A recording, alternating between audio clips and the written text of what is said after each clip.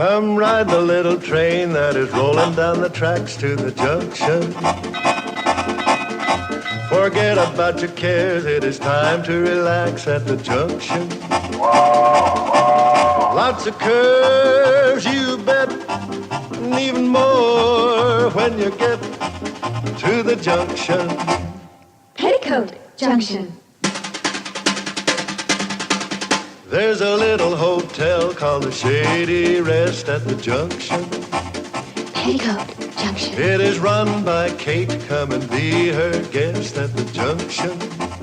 Petticoat Junction. And that's Uncle Joe, he's a moving kind of slow at the junction. Petticoat Junction.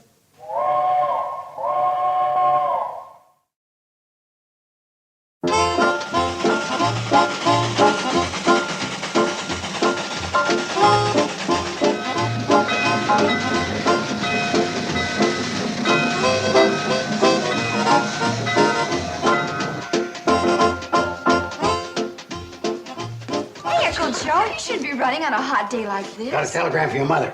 Hey, telegram for you. A telegram? What's that, Mom, a telegram? What's it about? How should I know? It's marked personal for your mother. Who would send me a telegram? Norman P. Curtis. He's a riot.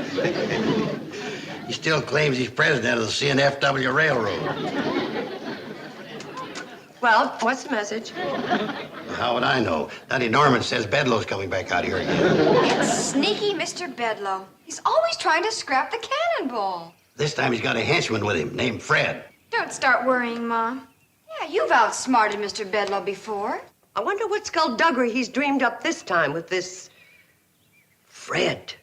Mr. Curtis, I've just come back from the cattle car convention. Heard you're sending me to Hooterville. Now you're on the right track, Bedlow. And so are you, sir. Oh, I knew eventually you'd see things my way. You know, when you've got a liability, you've got to get rid of it for the good of the railroad. Oh, I'll junk that Hooterville cannonball so fast, those people down there will think they have a breakaway toy. Well, now you're on the wrong track. They thought they were going to outsmart your vice president. Well, now that I've got your support, I can get rid of that antediluvian eyesore, that Tunaville folly. Those people down there are going to drop to their bended knees. Now, who's got the last laugh?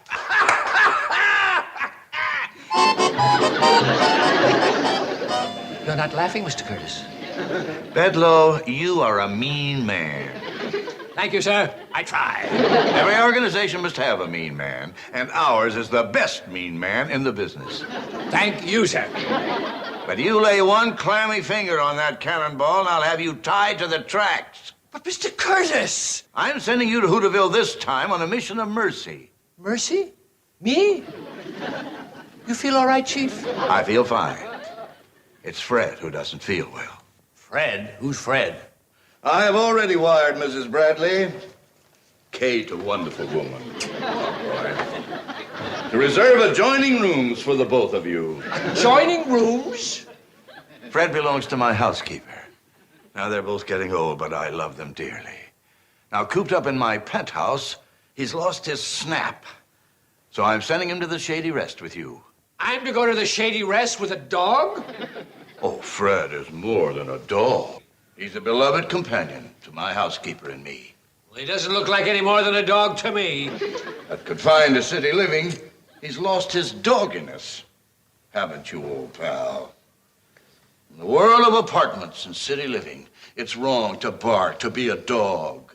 Fred, old pal, I haven't heard you bark in months. But 1 week with those wonderful people, and Fred will come back a changed man, revitalized by their robust way of life. So that's what my efforts to close down that railroad have led to, lowering my status so I'm a keeper of the dog. Is that it? Not really, Bedlow. I was hoping to kill two birds with one stone. I want the love and the kindness of those people to rub off on you, too. I sincerely hope by the time you get back, you will have broadened your perspective. You know, there's really more to life, Bedlow, than banging your head against a cannonball. Now, how can you disagree with that? I can't, because you're the president, sir. And I'm merely your vice president in charge of a dog. For months you've been hounding me to get back to that valley. Now that I've given you the opportunity, what do you say? Thank you.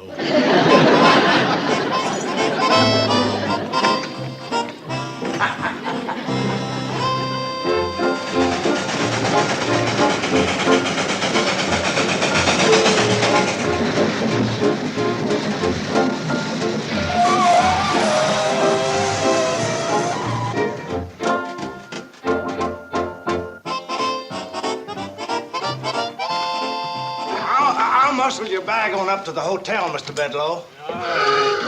Good grief! Look! What's that? That's Arvel's flivver ball. Running on the CNFW tracks? He's Betty Jo's boyfriend. He put handcar wheels on his flivver so he could drive out here to visit her. He uses our tracks? Ain't any others. Hiya, Mr. Pratt. Greetings. What are they doing? What we always do when Arvel signals he's about out of gas, we tow him into Pixley. Fred, I'd report this to the president of the railroad, but he wouldn't believe me. And you wouldn't back me up. Come on.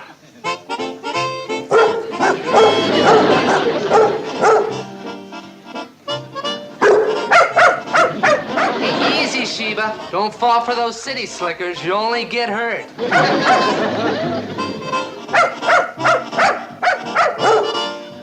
Now, you stop that.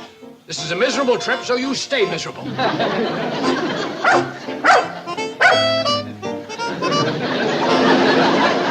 stop that dilly-dallying.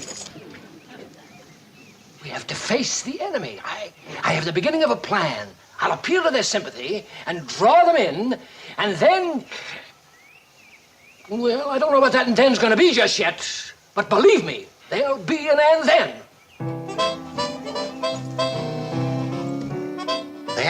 That's Fred? This is Fred.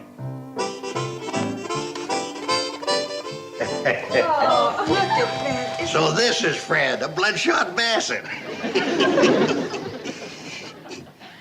When you buy a suit with 2 pair of pants, you don't wear both pair at the same time, Fred. Don't Joe, you'll hurt his feelings. Come on, Fred. Fred, come on, baby. Oh. Mr. Bedloe, we got the telegram. But what brings you and Fred to the Shady Rest? Would you believe it if I said I came to bank the fires of brotherhood? No. You don't understand me, Mrs. Bradley. I'm a changed man. I have no reason to lie. Then that must mean that temporarily you ran out of reason. How is that nice, Mrs. Bradley? I came in a spirit of friendship in the role of a humane citizen caring for a tired old dog. Girls, would you turn down the beds for our humane guest, Mr. Bedloe, and watch him like a hawk? Bye, Fred. Oh, you got me wrong this time, Mrs. Bradley. I'm not the Bedloe you used to know, that surreptitious, miserable man of old who thought of this lovely retreat as a Victorian egg crate, or referred to that magnificent Hooterville cannonball as a despicable piece of shrapnel on wheels. No, I'm a changed man. Now, back up, Bedloe. That ain't like you. The explanation is simple, but honest. When I was introduced to Fred here, his master, as president of our company, this dog, this noble creature crept into my heart and changed my life. Fred, old pal, come on. Action, old boy. Come on now. Come on, Fred. Come on, old boy. Come on, Fred. That's it. Up we go. Here we go, boy. All the way up the stairs. Up the stairs.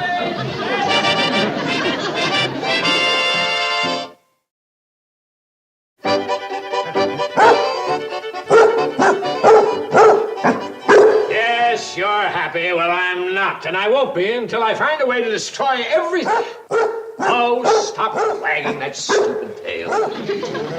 Wait a minute. That's it. If I can bring you back in worse shape than you came, the president will cease being a patron of this backwater stop, and I can regain my full status. If Kate Bradley and her clan can't cheer you up, if they goof, oh, my lumpy friend, you've given me the greatest scheme I've had in a long, long time.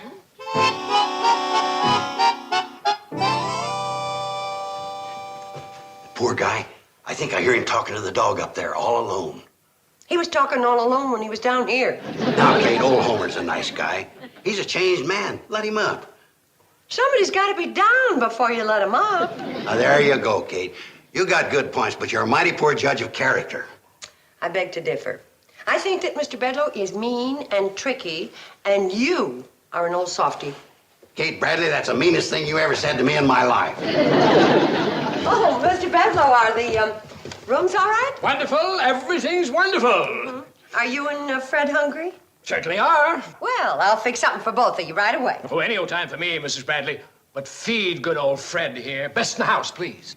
Certainly, Mr. Bedloe. And if he gives you any trouble, boot him out. Use a broom on him.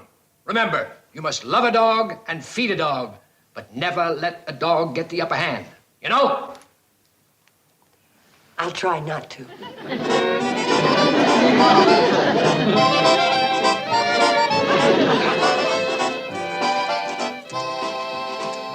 There's something going on.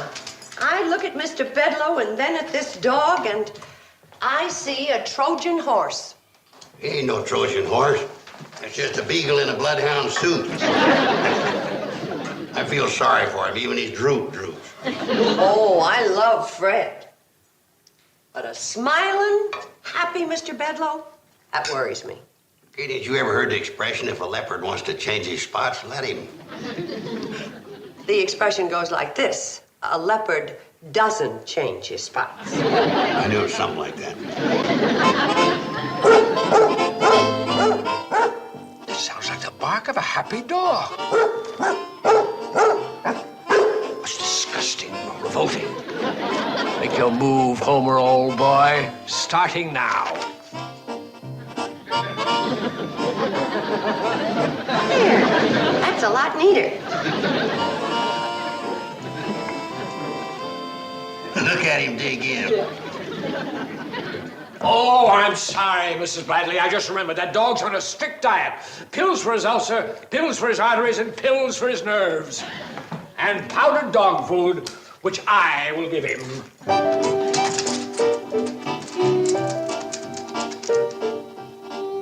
See what I mean? I still say he ain't no Trojan horse, just a basket full of pills.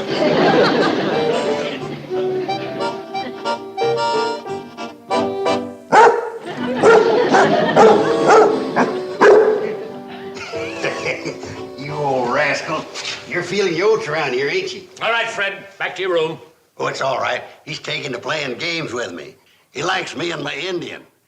As a matter of fact, he likes all of us. We like him, too. He's the best paying guest we've had. Don't you see what's happened? He's become a barker. Is that bad? I've never known a dog was much of a talker. I bet it's bad. Now, I didn't want to say this to Mrs. Bradley, as I didn't want to worry her. But I feel I can tell you. Sure, you can tell me anything. And you're right. Kate is a worrier. The president of the railroad paid a lot of money to have that dog trained, and he's run wild up here. Do you know what the president would do if I brought back an undisciplined barker? No. I know a lot about dogs, but I ain't had much truck with presidents lately. Well, this one's got a mean temper. He'd scrap the cannonball for sure. Why would he want to do that? Why? Because you people have turned his dog into a barker. Yeah, I guess we did. Oh, we're sorry. Well, being sorry won't be enough for the president. There must be something you can do to return Fred to his old dignified self. You know, I'd hate to see you and Mrs. Bradley and those 3 lovely girls in the poorhouse. So would I. If it's only a matter of stopping Fred from barking, I can do that. Good. And remember, my friend, the poorhouse might be bad, but you also have to climb over a hill to get to it. Thanks, Homer. I'll keep that in mind. Good, very good, and wise, too.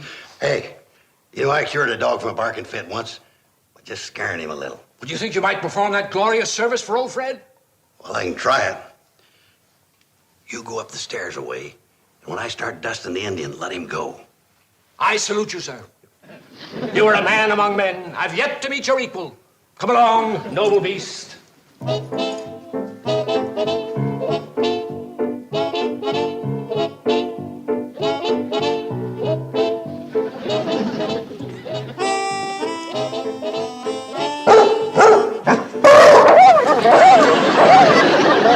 I really think you did it. Of course I did. Never failed. I thought I heard a strange bark. What's so strange about it? That was me.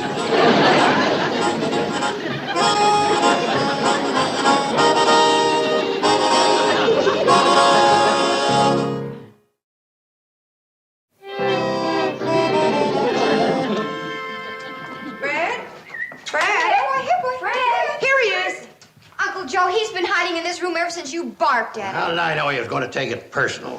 He won't even bark for my stew. Uncle Joe, you broke his spirit.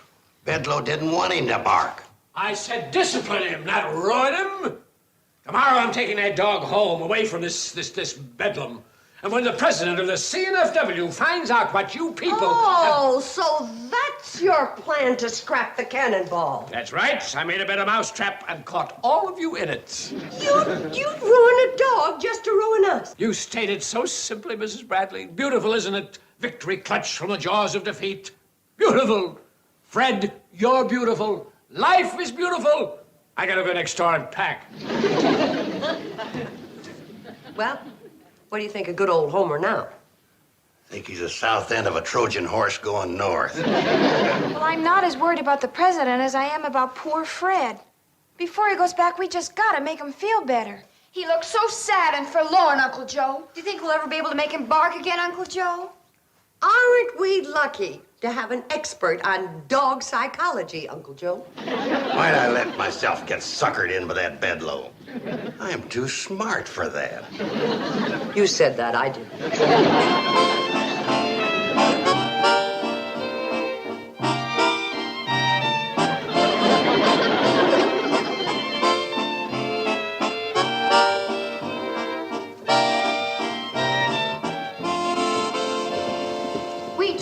Sneak him out to bark at rabbit trails, but he just looked at us. I don't think he'll ever bark again. I know I won't. I just about worn all the paint off my Indian, dusting him. He won't even come near me. Girls, let's take a walk. Good morning, girls. Good morning. Good morning.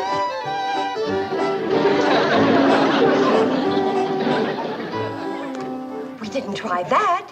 Try what? Well, you know about old dogs. A pretty charmer makes them feel like pups again.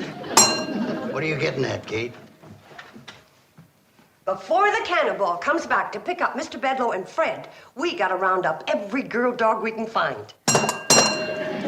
Fred Ziffel, the pig farmer's got one. Looks more like a pig than a dog. I'll get it. Girls, wait, we got work to do.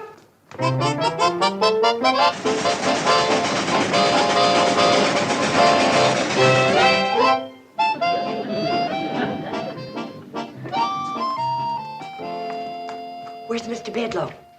He's upstairs. He'll be right down. All right, start the parade. Look, Fred. Look what we brought for you. Aren't they sweet? Here, Fred. Look at this one. Isn't she pretty? Look, Fred, the Richard Bardot of the dog world. Hold on. Wait a minute. Now stop all this nonsense immediately. Oh, I get it. You're baiting Fred to bark with all these canine cuties, but that's unfair. Next.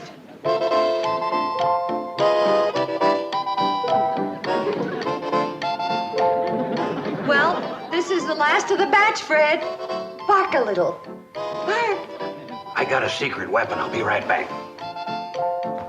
Thank you, one and all, for giving me living proof that you've killed Fred's spirit.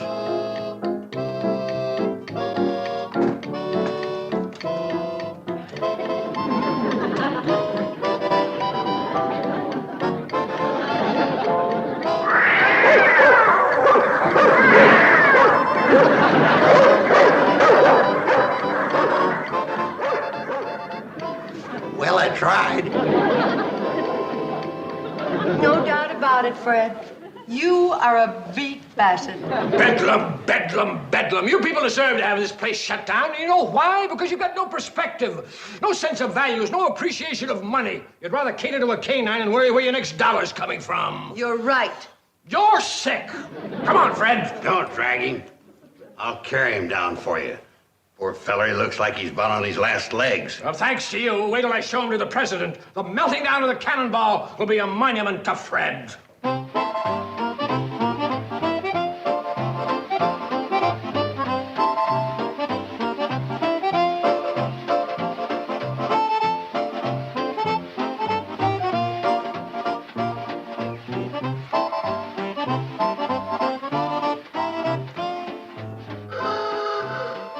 It's Orville. This will be the end of that hot rod handcar, too. Come along, my depressed friend, and we'll get aboard.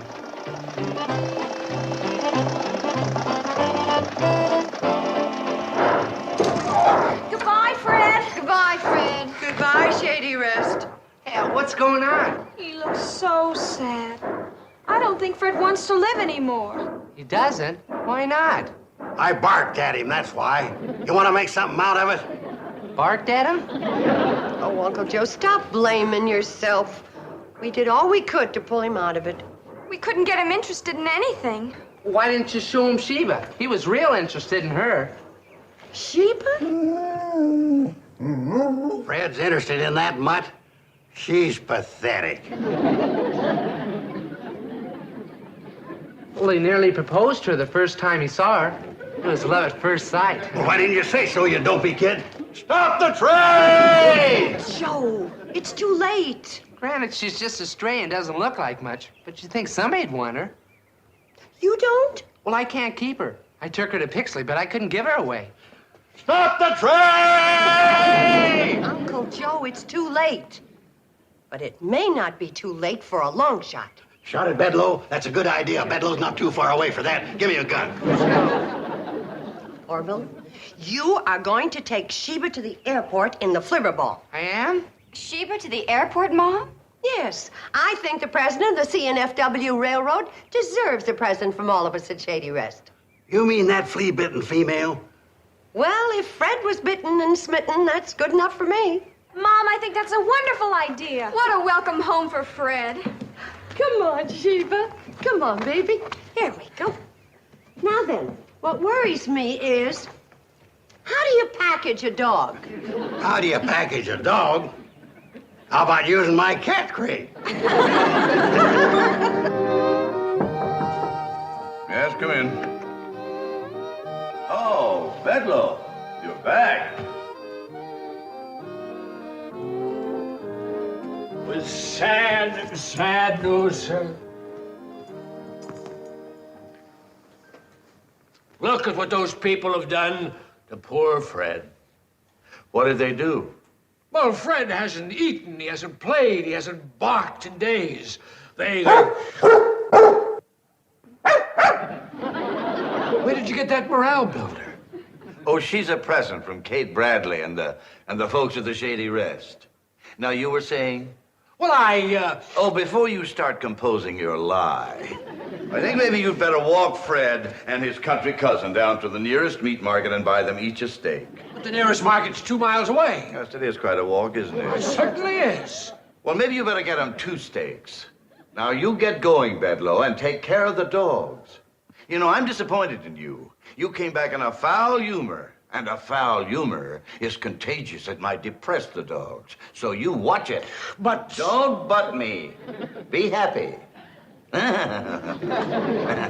Yes, sir.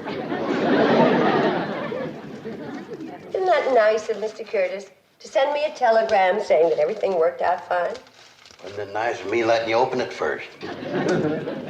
Bye, Mom. Uncle Joe. Bye. See you later. Bye. Bye-bye. What lovely daughters. What a beautiful sound. Summer smoke, bees buzzing, honeysuckle. How lucky we are. I have cinder in my eye. Of course, it gets hot, but I don't even mind dog days as long as they're at Shady Rest. How about you, Uncle Joe? Uncle Joe?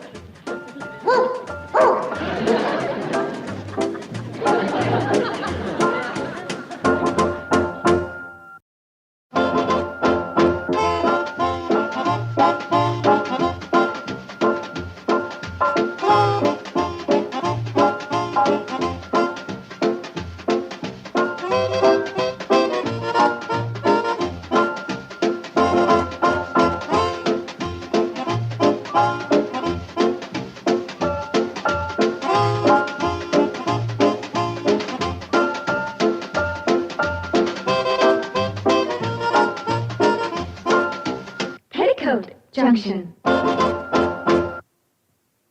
This has been a Filmways presentation.